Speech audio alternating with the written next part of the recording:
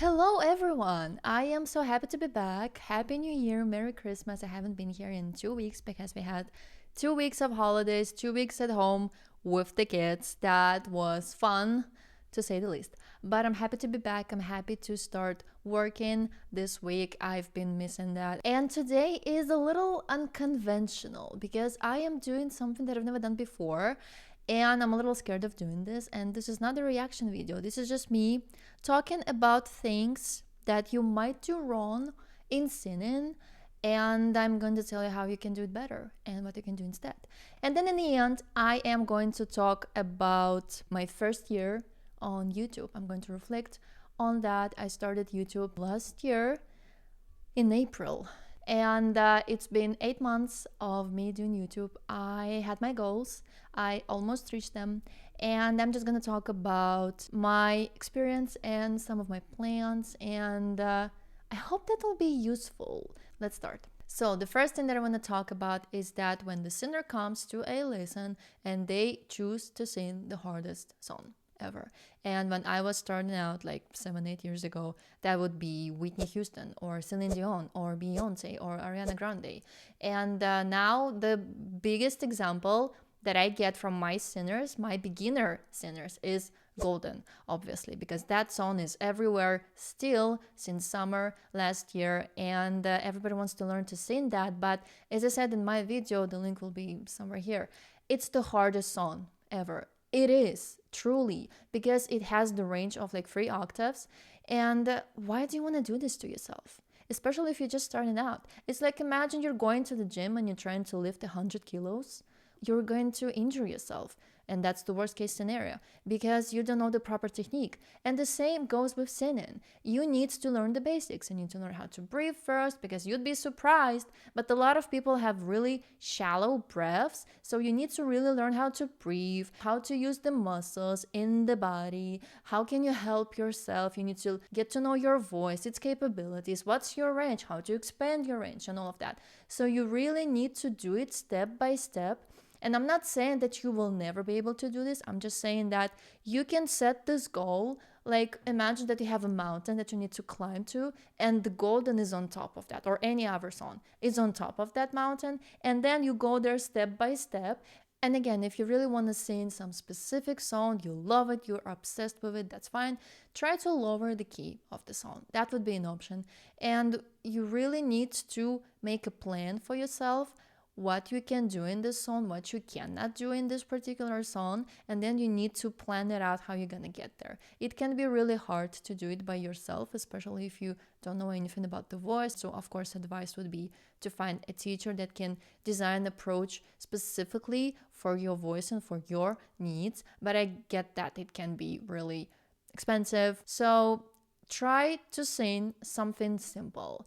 Try to find a song with no extreme high notes, with no these crazy riffs and runs and all of these ornamentations, with no vocal effects like distortion and growl, because this is advanced things and you need to know the basics before you go to the advanced things. So, realistic goals, the first thing. Another thing that I want to discuss is that a lot of people don't really practice at home after lessons. I get that it's, again, time consuming, but if you want results, you need to do the work. Miracles don't happen. If you really want to learn something, you need to do the work. You need to practice. And when you practice, you don't want to just sing the song from beginning to end. Just think about it. What you're going to get from that? Nothing. If you're just mindlessly singing the song from beginning to end, 1, 2, 3, 4 times, you're going to get tired. You're going to get hoarse. So again, find the exercises that you need. And if you don't have a teacher, you need to really think and you need to plan what you need to do. So for example, you have a song. So you try to sing that song and then even write it down, the things that are good. And you're like, okay, I have good low notes. Great, I don't need to work on that for now. And then, okay, I have some problems with high notes. How can I train high notes? Well, to train high notes, you need to lower the key maybe. And then you need to raise your larynx. Imagine that you're singing like a child. And then you need to add more twang. It's like, wah, wah, wah. Dagfini, open your mouth. All of those tricks that I speak of in my videos. So if you cannot afford the vocal coach to work individually together, then try to find somebody on YouTube even somebody you can trust, somebody who can explain these hard things, these nerdy things in a really simple way and give you tricks that you can use right away. And you don't need to practice for like 2 hours a day, especially you're just starting. You don't have stamina for that. And if you don't know what you're doing, you are going to create bad habits into your muscle memory, and that is really hard to remove from there. Like, you really need to practice good things into your muscle memory and not bad things, because then your vocal coach or yourself is going to really struggle to remove all of that from there. So find somebody who can help you, either here on YouTube or find a vocal coach that can help you, and practice. And again, practice 15-30 minutes a day. That's more than enough, especially when you know what you're doing. Don't just sing exercises like la la la la la la la la la. Why? I really don't understand this. And if you think that I'm this like perfect person who didn't do it all, I did it all. And that's why I'm telling this to you, because nobody said that to me when I was starting, and I was really frustrated at myself, at the lack of progress that I had. As long as you are doing something, as long as you are moving somewhere, that's the success. That's something that you need. And now another thing that really upsets me, when people compare themselves with established singers, and especially when they are comparing their real voices to studio recordings. I was comparing myself constantly to these amazing singers. I'm such a perfectionist, that's a blessing and a curse, but I was comparing myself. I hated my voice. I've come a long way to actually appreciate my voice and love my voice and know what it can do. And I still need to work on some things, but I'm just too lazy to practice. I know. I'm saying this to you, but I'm not perfect. So, first thing, don't compare yourself with anybody. And especially with somebody who has been in the industry for years. Why are you doing this? Just imagine that there's a road, for example, and you are here in the beginning, right? And then that person is right there, and they've gone all the way and they've done all the work, and they had this ups and downs and everything that you don't see because you haven't done that yourself. You haven't experienced that yourself. And you comparing yourself with all of this experience that the other person has. So why are you doing this? You need to do all the work. You need to go all the way to get there. Another thing about studio recordings, well, there is a multiple takes, there is plugins, there's autotune and all of that. Another thing with live recordings, I used to tell my singers that it's better to listen to live recordings, but nowadays a lot of these big concerts that you see online, like the Super Bowl or all of this, late night shows, all of these performances there have been pre-recorded before.